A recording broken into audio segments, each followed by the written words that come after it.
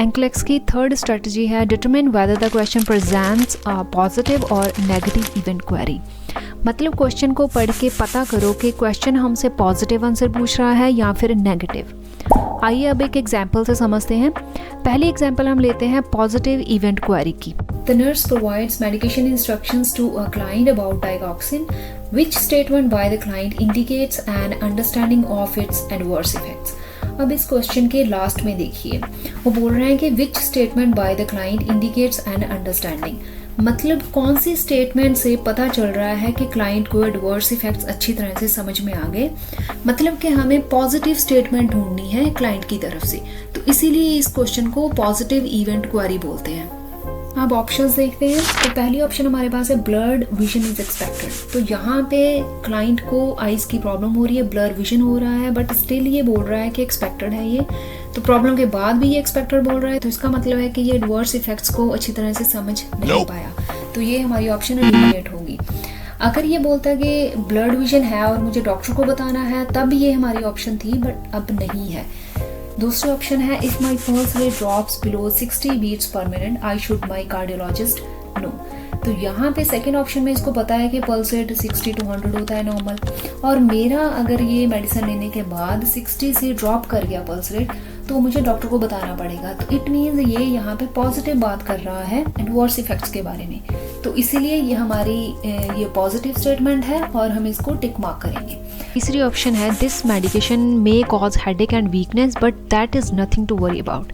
तो यहाँ पे पहले तो एक बात देखिए कि ये क्लाइंट बोल रहा है कि अगर मेडिसिन ने हेडेक या वीकनेस कर दी then that is nothing to worry about, मुझे ठीक है फिक्र नहीं होनी चाहिए। तो यहाँ पे दो चीज़ें आ जाती हैं। पहली तो वो इग्नोरेंस शो कर रहा है, ठीक है, वो बोल रहा है कि हाँ जी कुछ चिंता वाली बात नहीं है। तो यहाँ पे इग्नोरेंस का पॉइंट है, तो ये वैसे ही एलिमिनेट होगी। ये हमेशा याद रखो कि एंक्लेक्स में अगर आपको किसी भी ऑप्शन में इग्नोरेंस की सेंस आ रही है कि पेशेंट इग्नोर कर रहा है या फिर नर्स इग्नोर कर रही है, तो वो ऑप्शन हमेशा ही एलिमिनेट होती है। और दूसरी बात है कि ये वैसे ही अपनी प्रॉब्लम को बोल रहा है कि हाँ जी हेडेक या वीकनेस है, तो ये डॉक्टर को नहीं बता रहा। इट मीन्स इसने एडवर्स इफेक्ट अंडरस्टैंड नहीं किए और ये नेगेटिव स्टेटमेंट होगी क्लाइंट की। तो दो तरीकों से ये जो ऑप्शन है वो एलिमिनेट होगी। तो फोर्थ ऑप्शन है इफ़ आई एम नॉजिएटेड और vomiting I should stay on liquids and take some liquid antacids. तो इसमें भी वही दो बातें आ जाएंगी। हाँ जी प्रॉब्लम है, नोजिया एंड वॉमिटिंग हो रही है, जीआई सिम्टम्स हैं उसको मेडिसिन लेने के बाद, बट वो बोल रहा है कि हाँ जी मैं ठीक है लिक्विड एंटासिड्स ले लूँगा तो वो ठीक हो जाऊँगा। मतलब कि डॉक्टर को नहीं बताया, उसकी ये नेगेटिव स्टेटमेंट है, तो ये एलिमिनेट होगी। दूसरी चीज़ है यहाँ पे भी इग्नोरेंस का पॉइंट आ रहा है क्लाइंट का। प्रॉब्लम है बट स्टिल वो लिक्विड्स पे रहने की बात कर रहा है और बोल रहा है कि हाँ जी लिक्विड एंटासिड्स ले लूँगा, तो इसीलिए यहाँ पे इग्नोरेंस का पॉइंट, तो ये ऑप्शन हमारी एलिमिनेट होगी। तो इन 4 ऑप्शंस में से सिर्फ एक सेकंड ऑप्शन ही ऐसी है जिसमें उसने मीन्स पॉजिटिव बात कही है कि हाँ जी एडवर्स इफेक्ट उसको पता है कि पल्स अगर 60 से बिलो चलेगी तो डॉक्टर को बताना है। तो मतलब वो अपनी एडवर्स इफेक्ट्स समझ चुका है, तो ये पॉजिटिव स्टेटमेंट है और हमारी ऑप्शन भी यही है। तो भी नेगेटिव इवेंट क्वेरी की एग्जांपल देखते हैं। The nurse has provided discharge instructions to a client who has undergone a right mastectomy with axillary lymph node dissection. So which statement by the client indicates a need for further teaching regarding home care measures? इसके last में लिखा है need for further teaching regarding home care measures. तो मतलब उसने कुछ statements में negative कहा और हमें इसीलिए उसको दोबारा से टीचिंग देने की ज़रूरत है। तो हमें इन ऑप्शंस में से क्लाइंट की नेगेटिव स्टेटमेंट ढूंढनी है, तो इसी वजह से इस क्वेश्चन को नेगेटिव इवेंट क्वेरी बोलते हैं। अब इसके ऑप्शंस देखते हैं। पहली ऑप्शन है I should use a straight razor to shave under my arm.